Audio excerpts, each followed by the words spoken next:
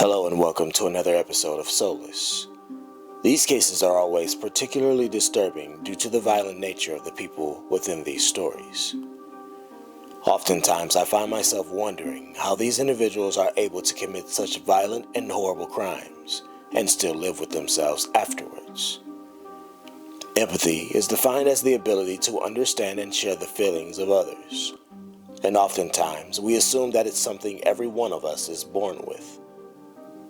But I've seen so many of these cases that I no longer believe that's true. But hypothetically, if it is true, then perhaps empathy is a fleeting feeling, as fleeting as a moment of happiness. It's the night of March 6th, 2018. The weather on this particular night in Phoenix, Arizona was down to a creeping cold as temperatures dropped to around 40 degrees. In the cold of night, there's a discovery made by the police on the side of the road.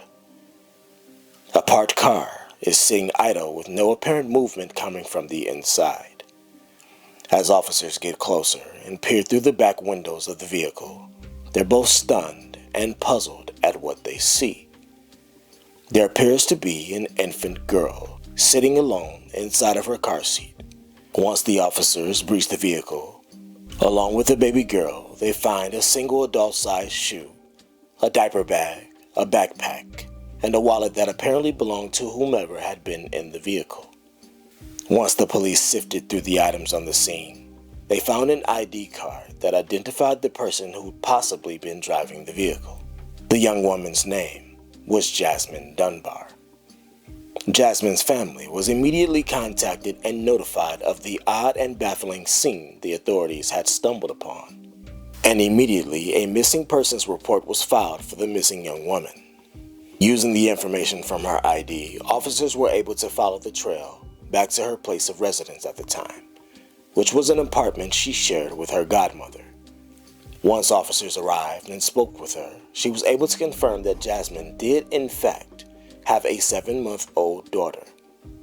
She was also able to reveal more details about Jasmine's movements the night she disappeared. She claimed that Jasmine was supposed to meet up with her boyfriend, Antoine Ware, and the two were supposed to go together to take a paternity test.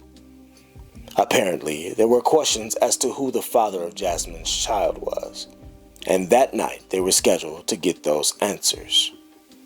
So officers then contacted Ware at his home in South Phoenix just after 3 a.m. that Wednesday. Antoine told them that he picked up Jasmine and her daughter, but dropped her back off at home when they got into an argument. Initial searches for Jasmine yielded no results, so authorities used her cell phone's recorded pings to track her last known general location. After they were able to narrow down a general area, they sent out search helicopters to conduct an aerial sweep. It was this method that would lead them to the body of Jasmine Dunbar around 4:35 p.m. The area she was found in was recognizable from the air because that particular area had been set on fire. All theories and circumstantial evidence led back to the ex-boyfriend Antoine Ware. Authorities from the beginning had a problem with his story since no one had seen Jasmine since her meetup with him. So they booked him on suspicion of murder, and eventually the truth of what really happened that night would come to light.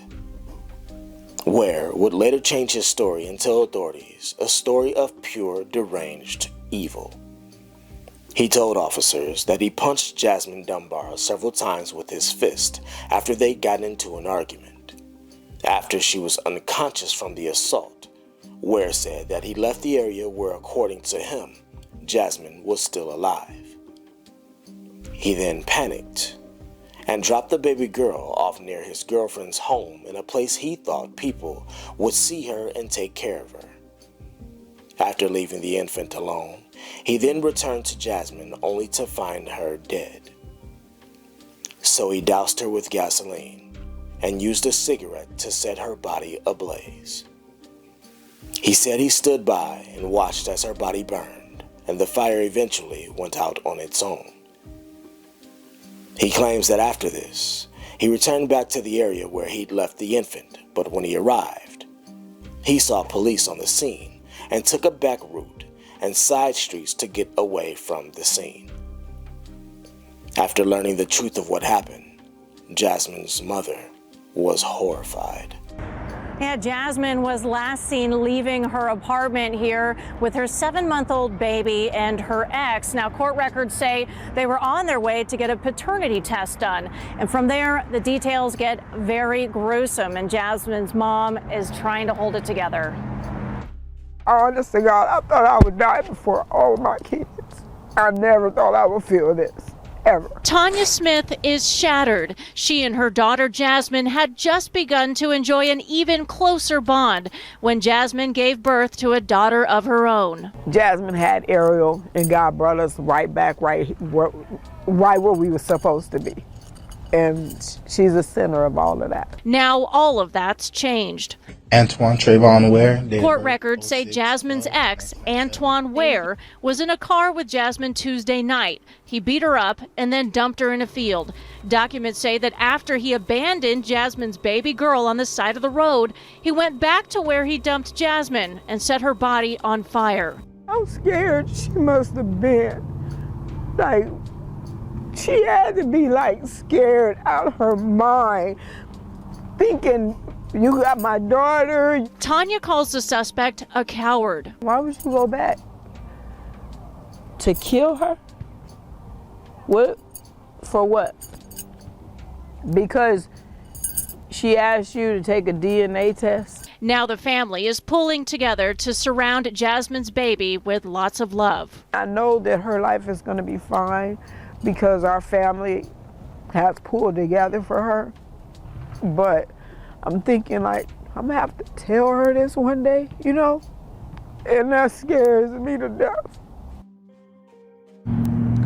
Antoine Ware faces charges of homicide, kidnapping, and child abuse. I've tried to research more on this case to find any information that would reveal whether or not Antoine Ware was in fact the father of Jasmine's 7-month-old daughter.